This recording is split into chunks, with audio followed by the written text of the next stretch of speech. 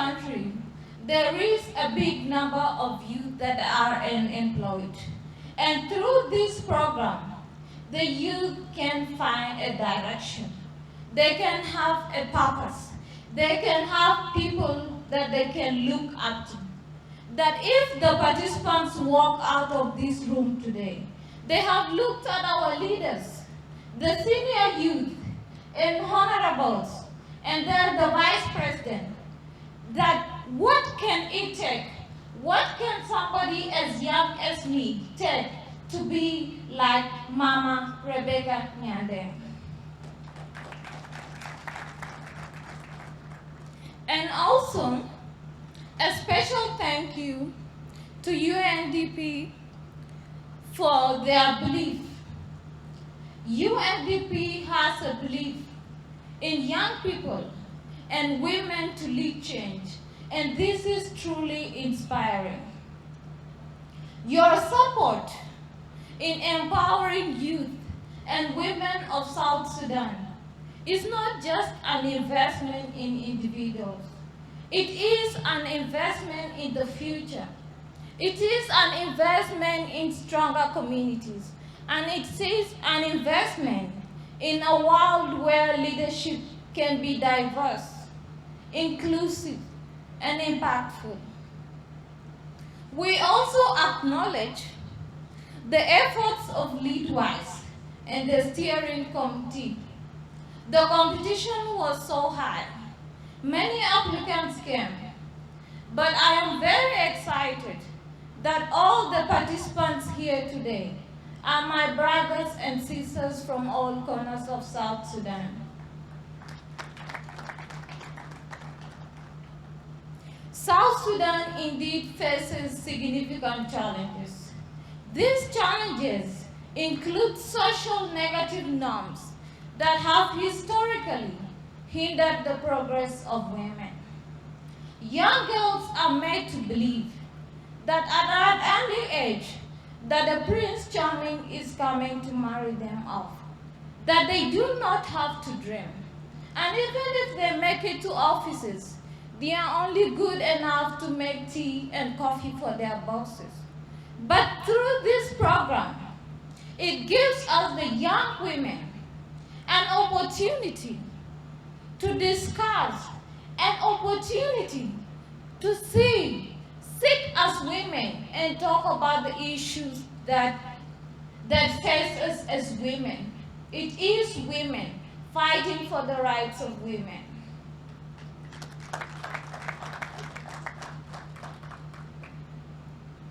Through the skills and knowledge that will be gained from this program, I believe that all these participants will not just walk away with this knowledge. These participants will go back to their communities. These will be the people that will lead us to change.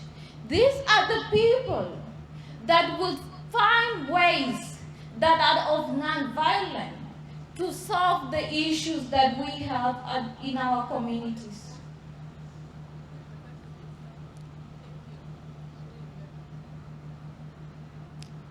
I encourage all stakeholders, international bodies, diplomatic bodies, and all the development partners that are in this room to collaborate with UNDP and the government of South Sudan in ensuring that this project is a lasting success, and that this project will not just end, but it will continue.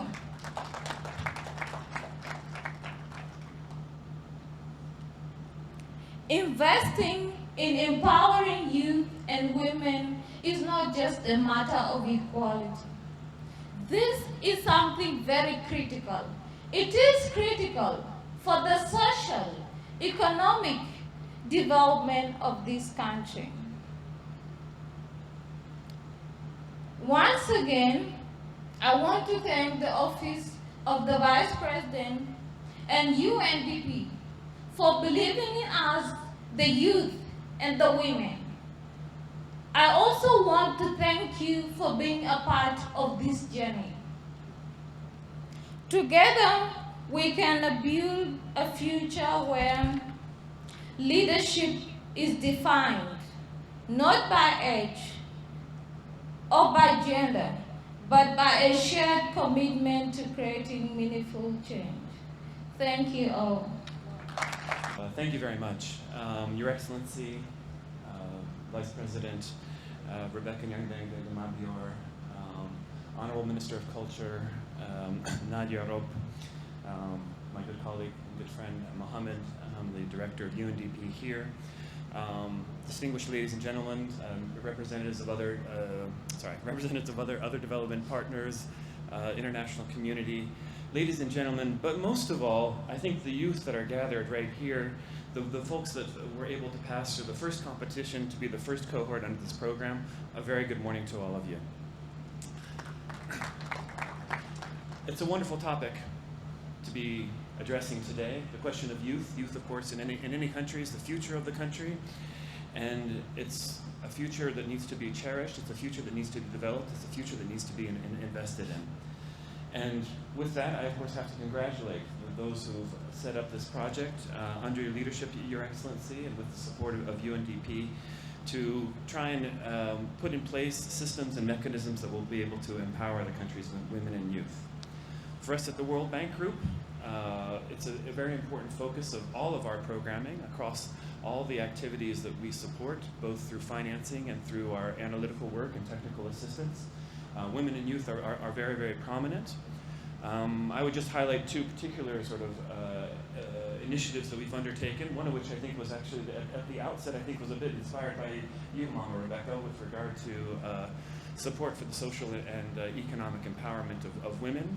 Under this operation that we implement through the Ministry of Gender. I don't believe I see Minister Aya, Honorable Aya here, but working very closely with Honorable Minister Aya Benjamin on women's social and economic empowerment. This involves support for services, hotlines, safe houses for women who have suffered from gender-based violence, as well as a very large component on providing support, both technical and financial support, for women-led enterprises.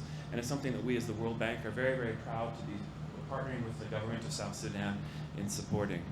I also note our large education project that called Building Skills for Human Capital Development. And under this operation, again, working with the government and with the Ministry of General Education as well as the Ministry of Higher Education, supporting teacher training, supporting the recruitment and improvement of qualifications of teachers for the entire country, with an emphasis on female teachers and increasing the relative ratio of female teachers versus male teachers for schools across the country.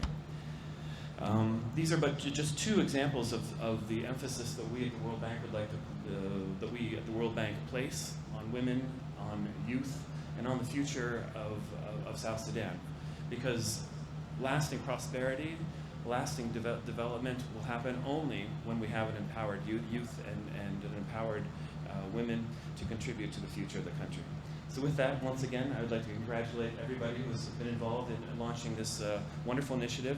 Most of all, I want to say congratulations to those of you who have passed the test. There was a long list of sort of things you had to go through in order to pass it, so congratulations to you. Job well done, and best of luck. Thank you. At this side of the room. It is truly an honor and a pleasure to be with you this morning at this important occasion of the launch of the Youth and Women's Leadership Program. 70% of South Sudan's population is younger than 30 years, and half of that group is female. However, and notwithstanding the absence of statistical data, I dare say that the opportunities for young women to advance in life are not equal to those of young men. And that applies, for example, to political participation. A telling example is that only 32% of the seats in national parliaments are held by women. Admittedly, I have not counted the number of female ministers at national level and at state level, but I guess that's not much better. The much needed and essential role of young women and men in promoting and fostering peace and stability is uncontested. The fact is that in South Sudan, we do not yet see the young women and men being asked for their views, and even less being asked to participate in consultations and meetings that aim to resolve conflicts and bring peace. And that is a missed opportunity, as the youth of today are to be the peacekeepers of tomorrow. When it comes to economic participation, it is also clear that in the private sector, the participation of young women is falling short of the potential. I'm not so much talking about the huge economic potential of South Sudan, but about the huge economic potential of South Sudanese women. Currently, most small and medium-sized enterprises are still headed by men, and business incubator programs are getting considerably less applications from interested young women than men. That is also what we experience in the Dutch-funded Orange Corners program. How come? Hence the importance of initiatives as the Youth and Women's Leadership Program to help that all change and to contribute to more political and economic participation of young women and men. Participation of youth leaders to help shape and contribute to a more peaceful, prosperous and resilient South Sudan. I believe that there are three essential ingredients to help young leaders, and in particular young women leaders, emerge and fulfill their potential. Firstly, tools. Aspiring young leaders need a strong set of tools, be it political skills, entrepreneurial skills or else. They need training and coaching, to understand the basics, to start building a network, and to formulate a political or entrepreneurial business plan. And last but not least, they need some basic starting capital, be it financial capital, political capital, or both. The second ingredient is mindset. Apart from the tools and skills, young leaders need ambition, self-confidence, courage, and perseverance. But as budding potential Olympic athletes, aspiring young leaders need coaching to help nurture their ambition, courage, and perseverance. As I recently quoted to young entrepreneurs, mindset and success are about seeing the opportunities where others only see obstacles and problems. And the third ingredient is definitely not the least. It's about providing an enabling environment so that aspiring young leaders can indeed emerge and fulfill their potential and thus contribute to the more peaceful, prosperous and resilient South Sudan that we all aim for. Youth participation requires, among other things, conducive government policies. For example, business environment policies that also support young entrepreneurs and make it easier to register their business or file their tax declarations. But also policies that help create a civic space for an effective political participation of young leaders, and policies that favor the consultation and participation of youth. And last but not least, ensuring equal rights for women and girls, and not just on paper, but in reality. Three ingredients, tools, mindset, and a conducive environment to help the youth of today make the better future of tomorrow. With these remarks, allow me to wish you a very successful implementation of the Women and Youth Leadership Program, and very much good luck to the first cohort of students, participants. Thank you very much. Vice President, Your Excellency Rebecca Yendeng de Mabio, Honorable Minister for Culture, all government officials, all the ambassadors present, my colleagues from UN agencies, head of UN agencies present, members of the press and media, distinguished guests, ladies and gentlemen, all protocol observed. Your Excellency, distinguished guests, ladies and gentlemen, it is a privilege and an honor to address you today on the momentous occasion as we launch the Women and Youth Leadership Program, a pioneer initiative in the country. This government program demonstrates the unwavering dedication to empowering women and the youth in South Sudan. It marks a significant step in our collective efforts to invest in this great nation's future through leadership, inclusivity, and economic empowerment through initiatives that will make notable impact. I want to start by expressing my heartfelt gratitude to the government of South Sudan with special appreciation to His Excellency President Salva Kiir Mayardit for his leadership, steadfast support and commitment to youth and women empowerment. South Sudan is a nation of boundless potential. The population consists of 72% of youth who face great challenges, including limited access to employment opportunities and professional development. These barriers set them at a disadvantage when competing with their peers from other parts of the world. Young women, particularly, experience additional hurdles due to the gender biases, societal expectations, and limited opportunities. These must change, and today we have come together to take this bold step. The Women and Youth Leadership Program is designed to address this imbalance by offering structure, paid internship, personalized career mentorship, on-the-job skills training, and potential employment opportunities to our graduates.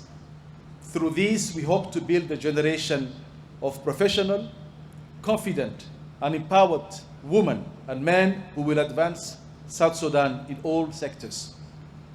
The government, private sector, or international organizations.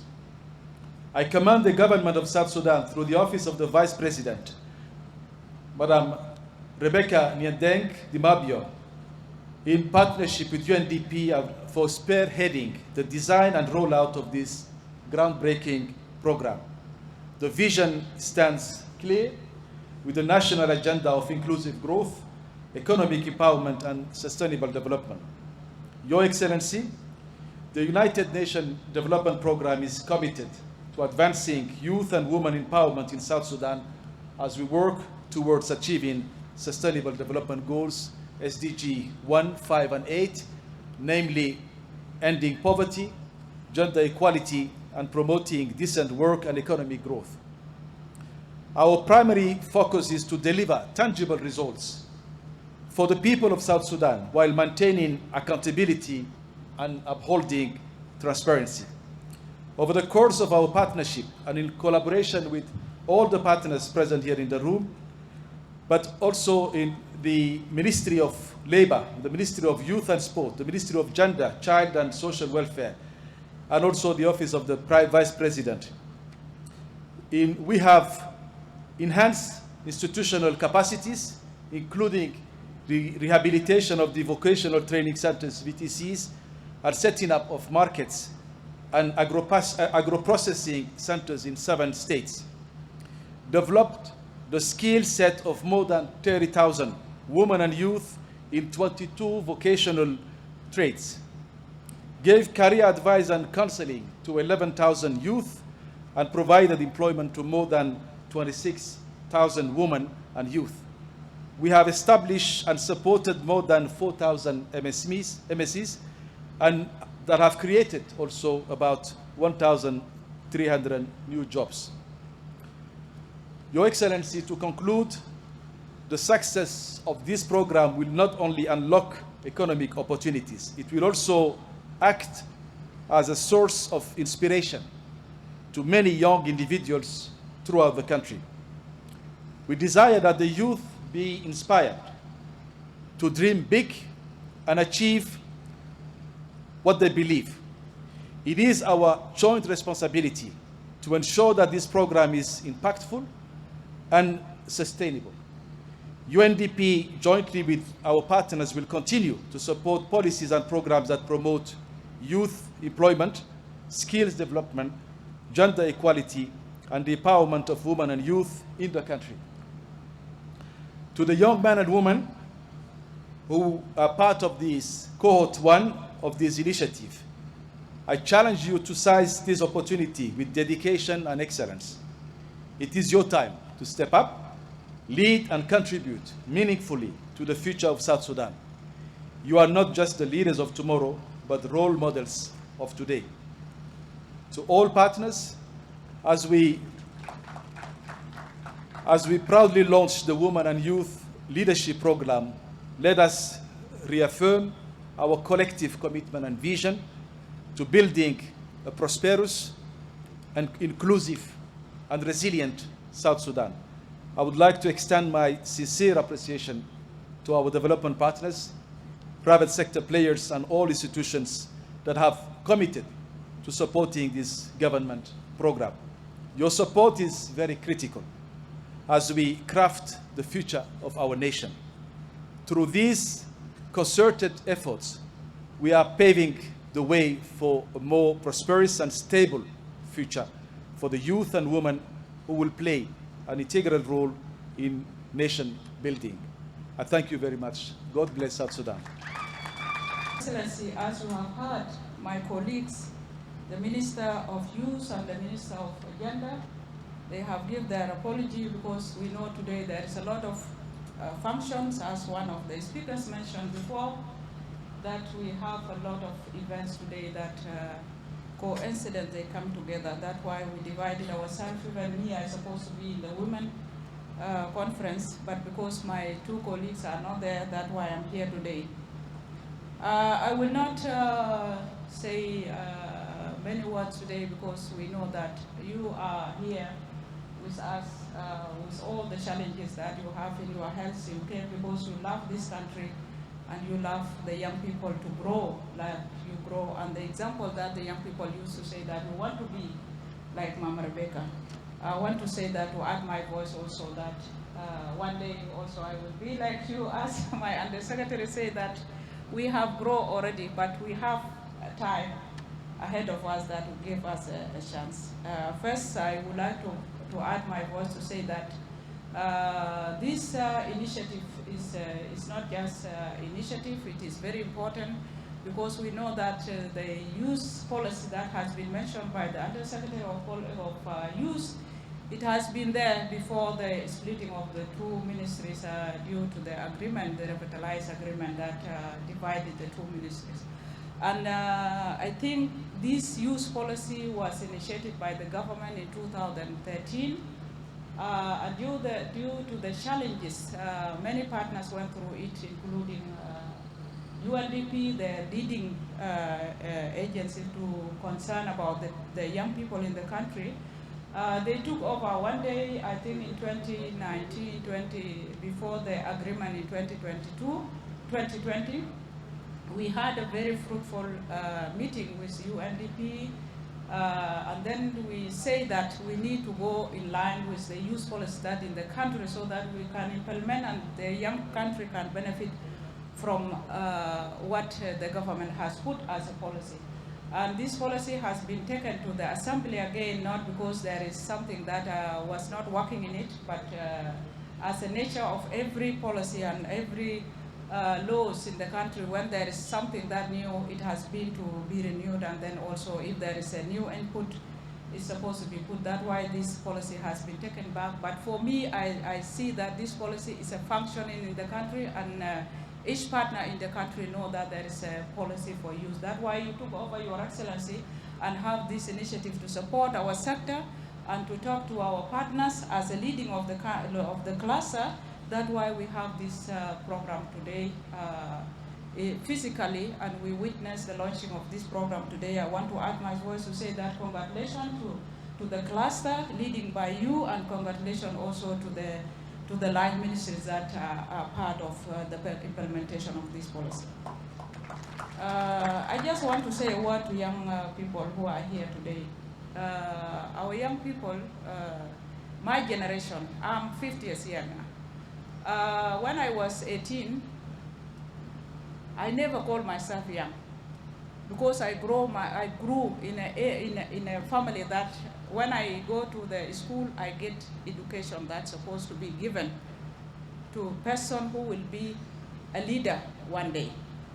That's why at that time the education in our generation, it was a strong education. When I come home also, I will get my father, my mother give me the advice that I should lead, I should take to my future, what to do in the future. This generation, Your Excellency, is different. Our children need to be backed up because all of us in nature of the transformation of the life we get ourselves, all of us, we are busy. Even me to give my children advice is rare, and it is difficult because my time is in the office. My time I'm busy with the politics, I'm busy with the nation building, and I will get myself that behind here, I don't have nothing. I don't have a future. That's why it is very important as the leaders in the country to back up and to empower the young people. The empowerment that we are giving today, I want to advise you that young people, take it. Take it strongly. No one will give it to you tomorrow. You are lucky today you have it, but tomorrow you will not get it.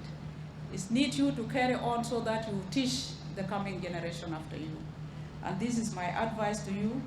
And as the Undersecretary of Youth give you the details about the percentage of the young people who we lost now, the generation we lost. If you talk about the grassroots, these are the generation caused the havoc in the country and problems in the country. But we forgot that these are the part of us, and we need to transform them. Even if they are cattle keeper, they need to be transformed, how they can benefit from the cattle that they are keeping. Because in my background, I'm a vet doctor, I know how the percentage or the population of the cattle that we have in the country, that if we transform them, it will be more than the oil that we have. We need to think about that carefully. UNDP, you need to think about that in the policy, because we need to transform those people so that we have peace, we have stability, we have a country that built for everyone, so that we will not talk about we left behind and other people move ahead of us. These are the few advice that I want to give to the young people, and I want to give as well to our partners, so that also they consider the part of the country that are lost, the generation that are lost. And we will not develop our rural areas. As our late John Garang said, that let us take the town to the villages. If we did not think about those people, we will not take the town to the village.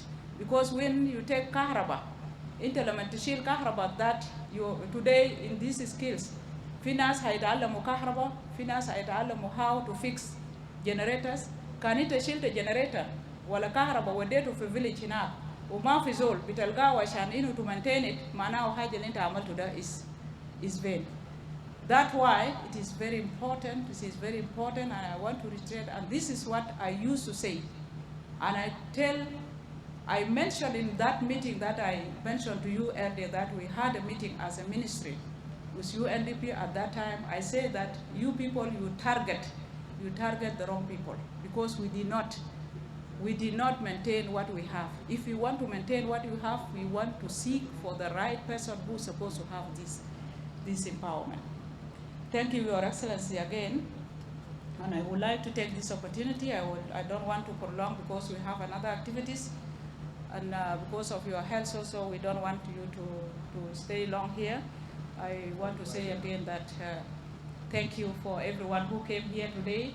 There was a quote from the late Secretary General of the UN, Kofi Annan, that says, "There is no tool for development more effective than the empowerment of women and youth."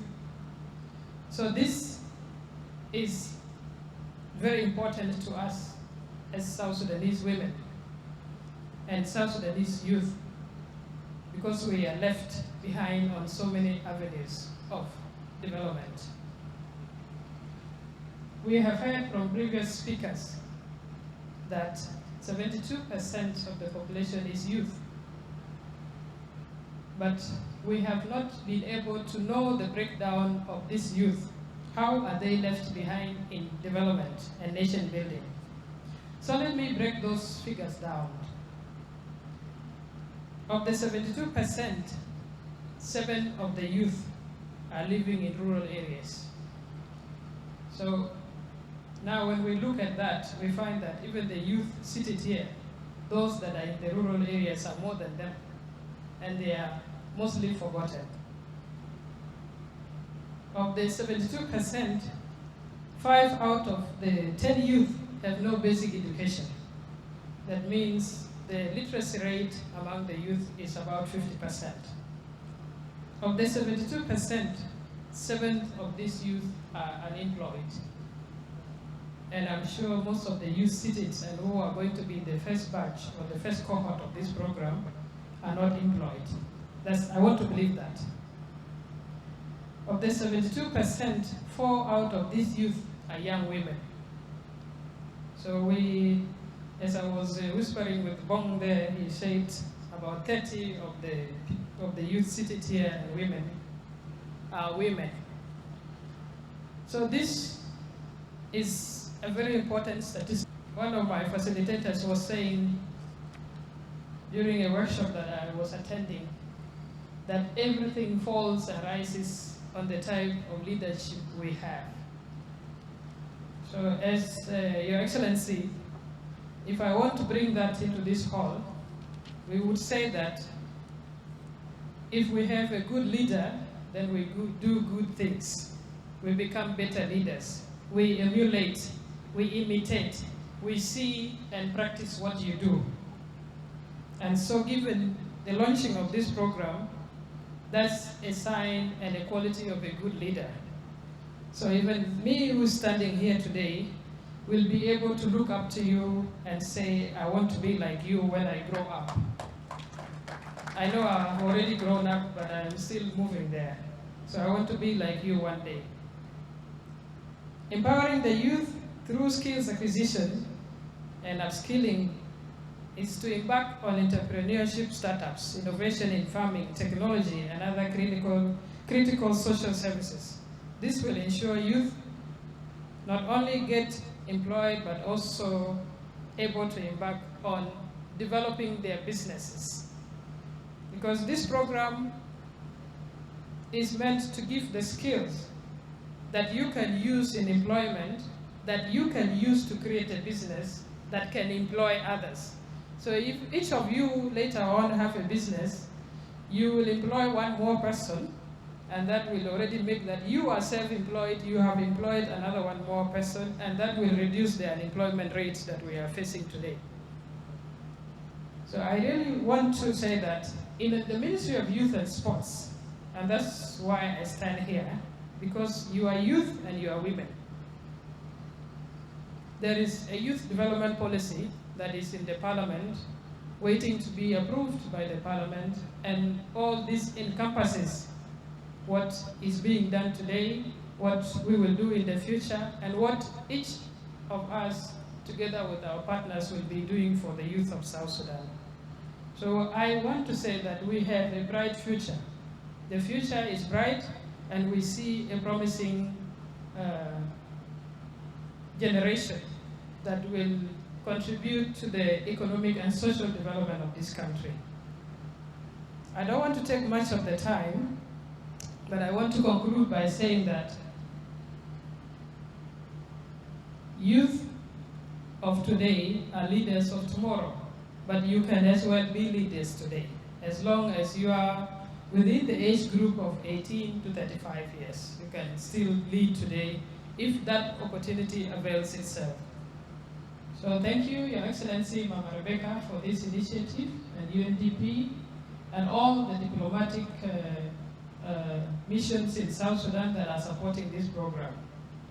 We will work together as Ministry of Youth, and we will do our part as people that are mandated to be able to deliver on the issues concerning the youth in the country. Thank you very much. I am truly honored to sit instead of standing, to sit before you today as we launch the Women and Youth Leadership Program.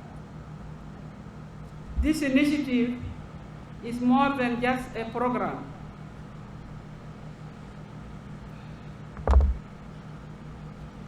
It is a commitment to our future, and that future rests in the hands of our young people. I know that many of you here today are eager, ambitious, and ready to work, yet opportunities can seem few and far between. I also know the frustration of wanting to contribute, but feeling like doors will not open. That is why we are here today, to change that, to give our young women and men not just hope, but a real chance to grow, to gain experience, and to lead. South Sudan has been through a hardship, but our greatest wealth is not our oil or our land, it is our people. Over 72% of our population is made up of young people, and more than half are women. You are not a small group, you are the great majority. And when we invest in you, we invest in the strength of the entire country. Too many of our young people, especially young women, face obstacles, barriers to employment, outdated gender practices, and systems that were not built with women in mind. But let me tell you this, no country can move forward without its women. No nation can develop without its youth. That is why this program matters, because it is a bridge between potential and opportunity. This initiative is not just about internship. It is about preparing you to take your place in the workforce. We are working with UN agencies, NGOs, businesses, and international partners to ensure that you don't just receive training, but real-world experience.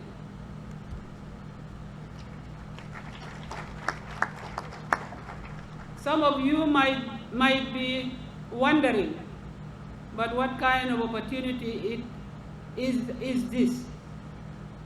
Will it really make a difference? Let me tell you a story.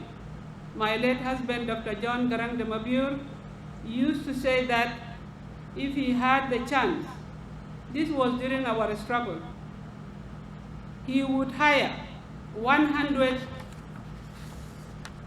people in the evening to dig a hole and another 100 in the morning to fill it back up. Why? Because it was never about the job itself. It was about learning the value of work. It was about discipline, about getting started, about doing something. You see, sometimes the most important thing is simply to get your foot in the door. This program is the foot in the door. And once you are inside, it is up to you to show up, to learn, and to prove yourself.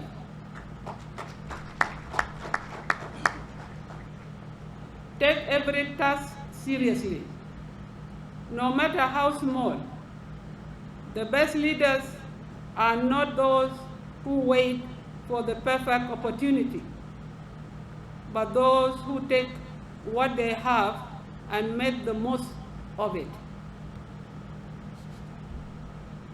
To our corporate partners, to the NGOs, to all stakeholders in this room, I ask you to look at our young people, give them a chance. The response to this program has been overwhelming. We have received applications from all over the country and even from the diaspora. This tells us something important. People want to come home. They want to contribute. They are desperate for experience, for employment, for a chance. We cannot let them down. To our employers, open your doors. Train them. Teach them. These young people are capable, talented, and ready. Invest in them, and you will be investing in the future of South Sudan. This is a long-term investment.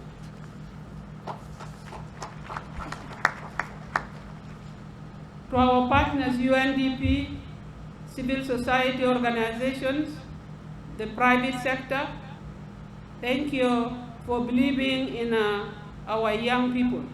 Thank you for walking this journey with us.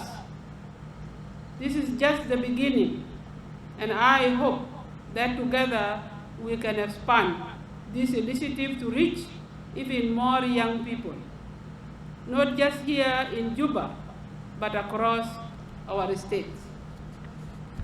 We are talking about young people. My children, none of them is working, and my grandson is 20. He will be seeking for a job very soon. You can see the seriousness of problem that we have. To the young women and men in this room, this program is yours. Take it, use it, learn from it. Every great leader started somewhere.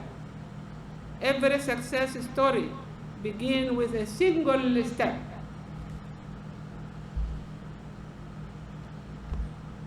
Let me tell you something personal. I believe in hard work. I believe in doing what you can with what you have. At my home, I keep small dairy farm. I sell milk. I grow vegetables. I work the land, not because I have to, but because I believe in the dignity of labor.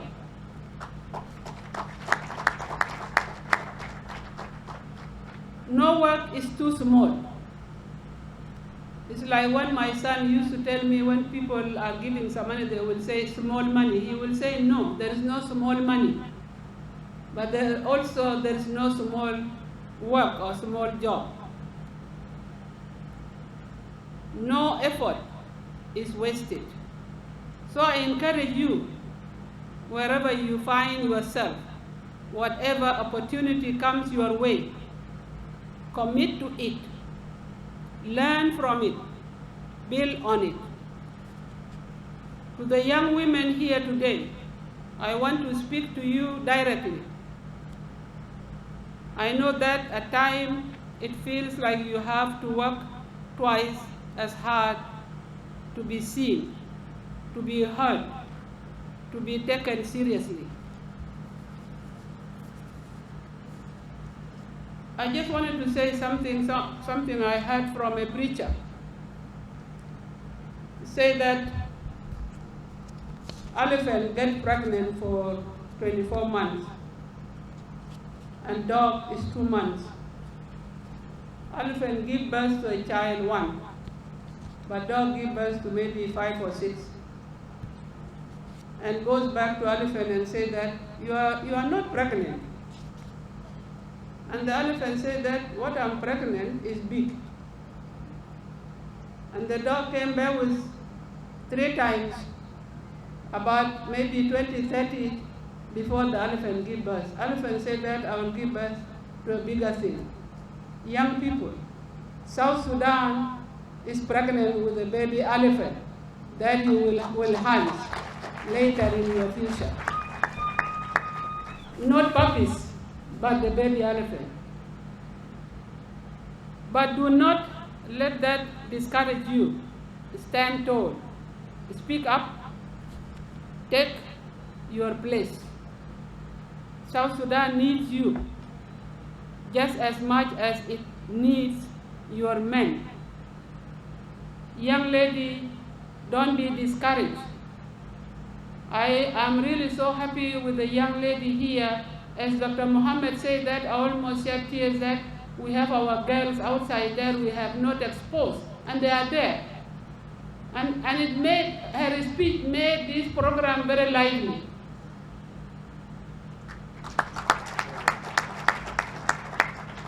Now you just listen to one. How many are outside there who are not having the opportunity? But it is good. What you did, you have woken up our partners who are there wondering what can we do to the women of South Sudan. Now they have seen you are there and you are ready to be used. God bless you. God bless South Sudan.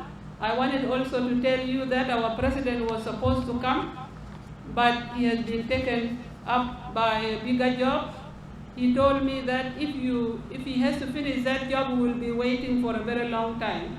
That's why he gave me the responsibility to launch this program, and whatever will come after it will continue. And I thank UNDP to make this day a beautiful day, and I can see these young people, how proud they are and how happy they are. Thank you. God bless you.